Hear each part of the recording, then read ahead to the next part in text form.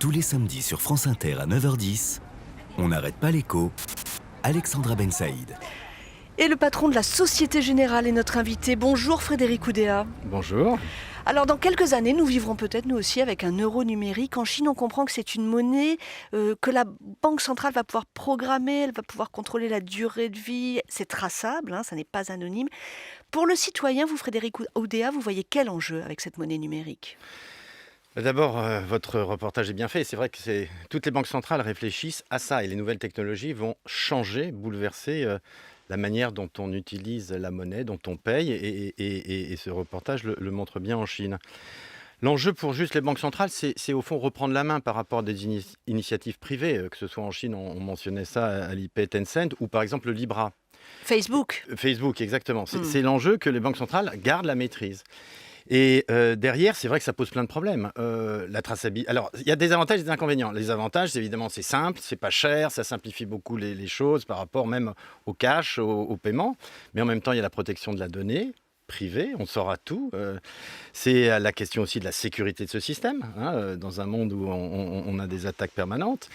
Donc il y a plein de questions qui vont se poser. Et puis bien sûr aussi le rôle d'ailleurs des banques commerciales dans Alors c'est cette ce que affaire. j'allais vous dire, dans le reportage c'est flagrant, il n'y a plus d'intermédiaire entre la banque centrale et le citoyen, donc c'est l'arrêt de mort, ça peut être l'arrêt de mort des banques commerciales comme la vôtre. Alors pas tout à fait. D'abord il y a plusieurs systèmes possibles. On peut garder le rôle d'intermédiaire dans les banques commerciales. C'est un des grands enjeux de ces architectures nouvelles. Et puis ça ne concerne qu'une partie du système de paiement. Ce sera limité, capé. Et donc, on aura toujours des pièces et des billets à côté qu'on pourra mettre sous le matelas. Ça pas évident. Probablement, on verra progressivement peut-être le cash disparaître. Et ça arrive vite, ça ? Alors la Banque Centrale Européenne l'annonce effectivement pour 2025 potentiellement, c'est-à-dire demain. Peut-être que ça prendra un peu plus de temps, mais en tout cas, c'est pour certainement l'horizon 2030. Frédéric Oudéa, je reviens en France. Les banquiers comme vous sont au cœur de la crise.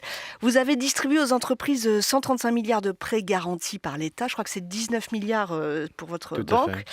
Aujourd'hui, le gouvernement est en train de penser à retirer ses béquilles. On entend de plus en plus de patrons qui s'inquiètent, qui disent « mais on ne va pas arriver à rembourser, c'est le fameux mur de la dette ». Vous n'y croyez pas, pourquoi ? Effectivement, nous ne croyons pas ça. Moi, je suis moi-même au contact des clients. On est en permanence, nous, banquiers de proximité, en contact avec nos clients. D'abord, l'essentiel de l'économie fonctionne. On le voit dans les statistiques récentes, on le voit dans les indicateurs, les enquêtes auprès des secteurs. Beaucoup de secteurs fonctionnent bien. Et puis, il y a effectivement des secteurs très impactés par la crise. Tous ceux liés au tourisme, au transport, aux restaurants, etc. Mais dans ces secteurs-là, y compris, il y a des situations différentes. Tout le monde n'est pas exactement dans la même difficulté. Et puis, le gouvernement a fait beaucoup pour aider, accompagner dans l'attente de la reprise. Moi, je pense, et nous pensons qu'il va y avoir une reprise assez dynamique. Nous avons tous envie de repartir au restaurant avec nos amis, nos familles, faire la fête, aller voyager. Donc, je pense qu'en fait, beaucoup de ces entreprises vont pouvoir redémarrer. Et le gouvernement l'a dit, il continuera à accompagner ceux qui auraient besoin d'un peu de temps. Donc vous les trouvez trop pessimistes ? En fait, oui. Nous pensons que les difficultés seront plus cantonnées. Et d'ailleurs, on le voit dans nos résultats et dans les résultats de toutes les banques. Le coût du risque, donc les défauts des entreprises, restent à des niveaux modérés. Le coût du risque, ça veut dire vous prévoyez combien de dettes vous allez devoir effacer par force, c'est ça ? Alors, voilà, exactement. On a énormément provisionné l'année dernière, vous savez, en avance de phase. C'est-à-dire, on nous a demandé de provisionner pour les défauts à venir. Mais en tout cas, en ce début d'année, on a un coût du risque, je dirais, normal. Pas de crise. Et quand Bruno Le Maire dit on pourra effacer au cas par cas les dettes de certains, qu'est-ce qu'il faut comprendre ? Est-ce qu'il parle de ses cotisation sociales et fiscales ou est-ce qu'il pense à vous, les banques, qui allez devoir effacer certaines dettes ? Alors, c'est un peu... Est-ce qu'il y a un dispositif qui est en train de se créer ? En fait, ce qui se passe concrètement dès aujourd'hui, quand une entreprise ne peut pas rembourser sa dette, on s'assoit tous ensemble et on voit qu'est-ce qu'il faut faire, y compris, il peut y avoir des abandons de dette pour trouver une solution. Donc ça se passe déjà sur des situations individuelles. Je pense que le ministre veut surtout parler de ça et le cas échéant, de manière solidaire, avec les dépenses fiscales et sociales si nécessaire. Alors, on parle de dette, Frédéric Oudéa. Certains s'inquiètent de voir la dette de l'État augmenter, alors que d'autres expliquent que les taux bas vont durer pour longtemps et que vraiment, il y a trop d'épargne sur la planète. On ne doit pas s'inquiéter. Vous, qu'en pensez-vous ? Alors moi, je fais partie plutôt des quand même prudents et inquiets. Pourquoi ? En fait, c'est vrai que cette crise, finalement, partout dans le monde, va se traduire notamment par une augmentation de l'endettement public. Pas tellement des entreprises. On le voit dans la statistique 2020, il y a pratiquement autant d'argent accumulé par les entreprises que de nouvelles dettes. Mais par contre, c'est vrai, les États en général sont venus à l'appui des entreprises, des ménages. Et cette dette publique, elle a augmenté. Mais elle est à taux Pourquoi zéro. Aujourd'hui, elle est à taux zéro. Alors, On voilà, dit, on la peut question- continuer. mais On peut la- même faire un plan de relance. Non, mais la vraie question, c'est ça. Restera-t-elle à taux zéro? Et il y a deux enjeux, me semble-t-il. D'abord, les enjeux d'inflation. Vous savez, le thème de l'inflation, qui fait que probablement les investisseurs pourraient à un moment demander un peu plus que zéro pour prêter.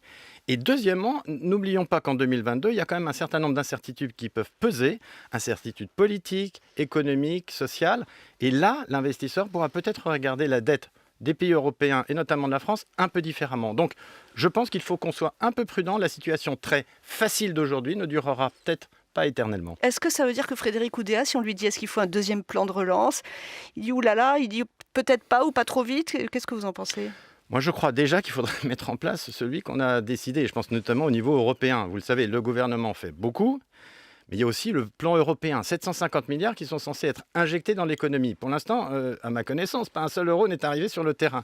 Faisons déjà le premier et je pense que les choses devraient bien se passer. Et l'épargne Covid, alors ça serait 160 milliards que les Français, en tout cas ceux qui ont pu mettre de côté, auront épargné. Ça se retrouve chez vous, n'est-ce pas? Ça se retrouve sur les comptes courants. Et on dit que ça dort. Est-ce qu'il faut taxer, certaines banques européennes le font, est-ce qu'il faut taxer certains patrimoines pour obliger cette épargne supplémentaire à bouger? Non, en tout cas, nous, ce n'est pas notre souhait. Et attention, d'abord, je pense que les gens vont consommer. Encore une fois, on n'a pas pu aller faire plein de choses.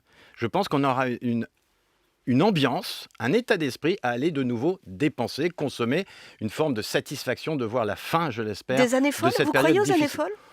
Attendez, je ne sais pas si c'est des années folles, peut-être quelques mois un peu fous. Je pense plutôt en mois qu'en années. Mais en tout cas, on aura envie de se faire plaisir. Ensuite, les gens épargnent. Ils vont peut-être continuer à épargner avec quelques questions sur l'avenir. L'important, c'est que cette épargne, effectivement, ne reste pas sur des comptes courants, mais soit par exemple investie dans des entreprises en actions, soit investie dans le plan de relance, le prêt de relance. Le prêt de relance, c'est un nouveau produit d'épargne. Vous savez, ce prêt de relance qui va financer des investissements, il va être financé par l'épargne des Français. Ben voilà un moyen d'avoir un meilleur rendement que de garder son argent sur les comptes courants. Alors, la Banque de France, je voudrais maintenant vous mener sur le terrain du climat. La Banque de France a mené un premier stress test climatique. On a eu les résultats cette semaine, enfin plutôt vous, les banques françaises concernées. D'abord, il faut expliquer en quoi aujourd'hui, ça n'était pas le cas avant, une banque peut se dire le climat est un problème pour moi, c'est un risque. Oui. Si vous voulez, cette crise, elle va accélérer deux grandes tendances de fond qui vont transformer nos métiers. Il y a le digital, on en a parlé, il y a l'eurocurrency, la monnaie digitale, mais il y a d'autres sujets. Et puis le climat. Et le climat, c'est quoi? C'est de se dire, les attentes de toutes les parties prenantes ont changé. Aujourd'hui, il faut qu'on accompagne nos clients, les économies dans cette transition, notamment climatique. Pas seulement climatique, mais notamment climatique. Et donc, il faut qu'on change la composition de notre portefeuille de crédit. Et notamment, réduire progressivement notre exposition aux énergies fossiles. Pourquoi? Parce que ça va valoir moins cher, c'est ça le sujet. Exactement. Ouais. La question, c'est est-ce que cette dette-là, est-ce que les actions des entreprises concernées, dans 10 ans, pourraient en quelque sorte valoir moins? Et du coup, ce stress test, donc ce test qu'a mené la Banque de France, vous en tirez quelles leçons? Parce que quand même, vous et d'autres banques, mais vous également, vous faites régulièrement épingler aujourd'hui par les ONG, parce que vous financez, vous, par exemple, le pétrolier Exxon. Est-ce que ça veut dire que, et je l'entends un peu dans vos propos, mais est-ce que ça veut dire que vous allez changer de stratégie? Quand? Jusqu'où? Sur quels fossiles? Exactement. Alors d'abord, on part d'un existant. Alors, tous les amis de la Terre, à mon avis, vous écoutent. Je vous le dis, Oui, toutes oui, les ONG nous ont énormément écrit avant. Mais vous savez, on discute avec eux. Bon, on part d'un existant. On a aujourd'hui besoin de pétrole, de gaz et beaucoup d'économies ont besoin de charbon. L'enjeu, c'est de réduire cette dépendance. Concrètement, nous nous sommes engagés, nous, premièrement, à long terme, à être neutres en émissions de CO2. Nous faisons partie des 43 banques qui venons de signer un accord pour le faire en 2050. Mais très concrètement, à très court terme... Ouais, c'est loin, 2050. Non, mais justement, je pense qu'il faut rajouter des objectifs de court terme. On a dit en 2025, réduction de 10% en valeur absolue de notre stock de crédit finançant l'extraction de pétrole et de gaz. Et on a commencé très concrètement à le faire, par exemple, aux États-Unis, sur le fameux shale oil, ce qu'on appelle de gaz de schiste et de pétrole de schiste. Ça s'est réduit de 25%. Donc, très concrètement, dès maintenant, réduction de cette empreinte sur les énergies fossiles, développement du financement du renouvelable. Nous allons financer 120 milliards d'euros de renouvelables entre 2019 et 2023. Et le charbon, donc, on change progressivement en accompagnant les économies, le changement de mixte d'énergie. Et le charbon? Le Est-ce que vous charbon, en avez on en encore? sort en 2030 dans tous les pays de l'OCDE et en 2040 dans les autres pays. Allez, dernière question, Frédéric Oudéa. Vous êtes engagé dans une fusion, ça sera la Société Générale avec le Crédit du Nord. On n'a pas beaucoup de détails, mais 500 agences seront supprimées. Je lisais il y a quelques jours qu'un rapport d'experts appelle votre projet un Big Bang et que les syndicats sont contre. Est-ce que c'est tendu en ce moment, cette fusion? Ce n'est pas tendu, nous sommes dans une discussion avec les syndicats et on aura la capacité de présenter plus précisément notre projet en deuxième partie d'année. C'est quoi la réalité? Cette banque de détail, on en parlait avec l'Eurodigital, elle change, elle doit changer.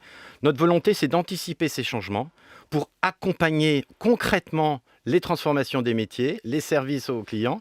Et on veut faire cette restructuration dans des fins d'efficacité pour le futur de ce métier, mais de manière très responsable sur le plan social.